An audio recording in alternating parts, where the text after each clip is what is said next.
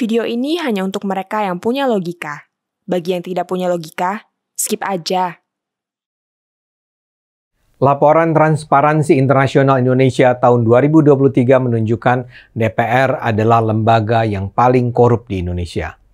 Ini adalah kali ketiga berturut-turut DPR menempati posisi puncak peringkat lembaga terkorup ini.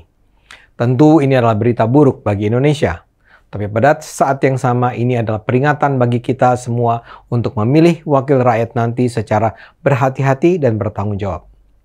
Saya membuat video ini bukan untuk meminta Anda memilih saya dalam pemilu 2024 nanti. Saya tidak ingin bilang pada Anda, pilihlah saya dan partai saya dalam pemilu nanti karena saya dan partai saya bersih dari korupsi. Buat saya sebenarnya tidaklah penting Anda memilih siapa nanti. Tapi yang terpenting Anda memilih dengan mempertimbangkan fakta bahwa DPR saat ini adalah lembaga yang sangat korup. Karena itu kita harus memilih wakil rakyat yang kita percaya akan memperjuangkan kepentingan rakyat. Kita turut bertanggung jawab atas korupsi berjamaah yang terjadi di sana. Kalau kita tidak ingin DPR diisi oleh para koruptor, kita harus memilih orang yang tepat. Jangan hanya pusatkan perhatian pada pemilihan presiden. Kita juga harus memberi perhatian pada pemilihan legislatif. Kita harus mempelajari rekam jejak orang dan partai yang kita pilih nanti.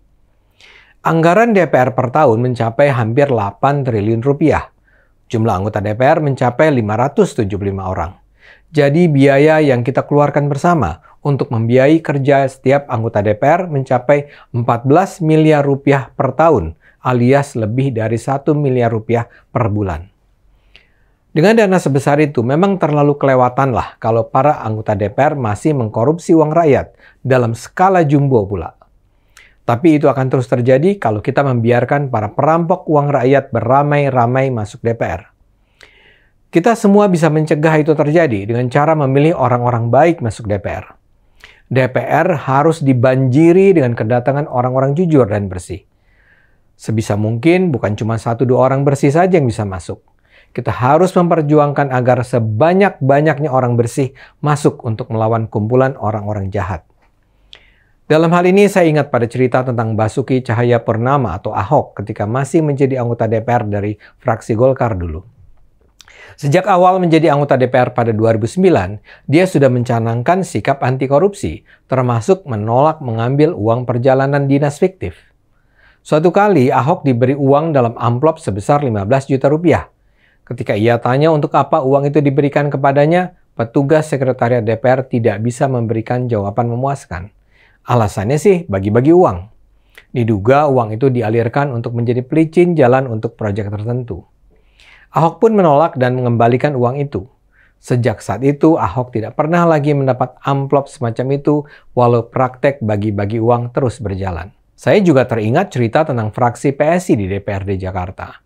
Di akhir 2021 yang lalu, PSI menolak untuk menyetujui pembelian server komputer senilai 39 miliar rupiah di tahun anggaran 2022.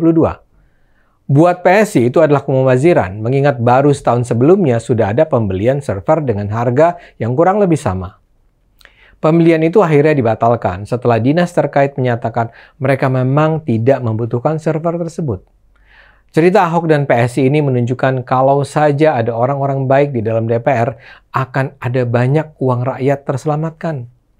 Memang akibat sikap berintegritas itu, Ahok dan PSI dimusuhi di lembaganya. Ahok dan PSI dianggap sok idealis dan tidak solider dengan para anggota parlemen lainnya. Bagaimanapun seperti terlihat dalam kasus PSI, kehadiran sejumlah orang baik bisa mementahkan sebuah proyek yang menghabisi uang rakyat.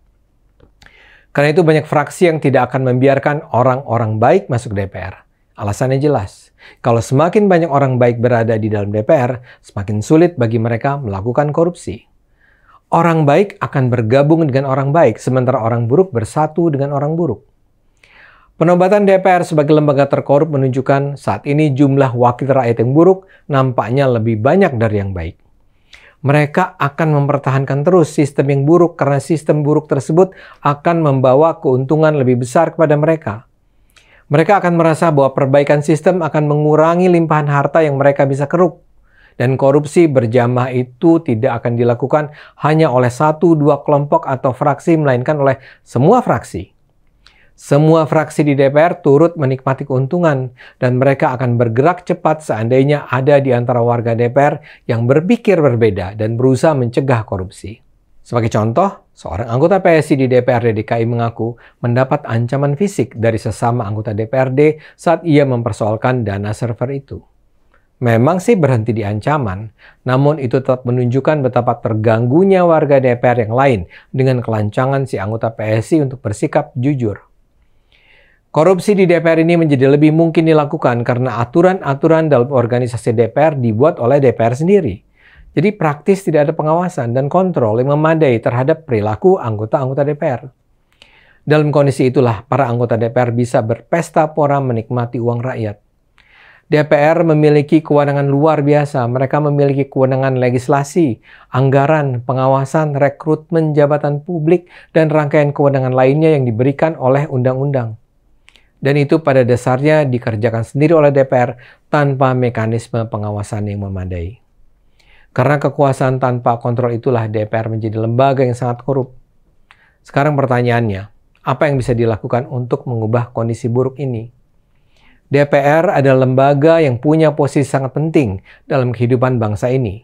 Dan bila kita punya anggota DPR yang buruk, dengan sendirinya kondisi kita akan juga buruk. Jadi apa yang bisa dilakukan? Sederhana. Jawabannya ada di tangan kita semua.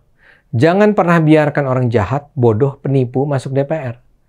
Anda semua punya kekuasaan untuk menentukan siapa yang pantas dan tidak pantas masuk parlemen. Seperti saya katakan di awal, saya tidak ingin mengkampanyekan diri saya dan PSI. Anda adalah orang-orang dewasa, berakal sehat, yang bisa menentukan sendiri siapa orang yang pantas masuk parlemen. Tapi, please, gunakanlah otak dan hati Anda bila nanti Anda memilih anggota parlemen. Masih ada 8 bulan sebelum hari pemilu tiba. Dalam waktu 8 bulan ini, pelajarilah kualitas para calon anggota parlemen dan partai yang akan bertarung nanti. Jangan asal pilih dan salah pilih, karena Anda akan turut menentukan masa depan bangsa ini. Ayo gunakan akal sehat, karena hanya dengan akal sehat, bangsa ini akan selamat.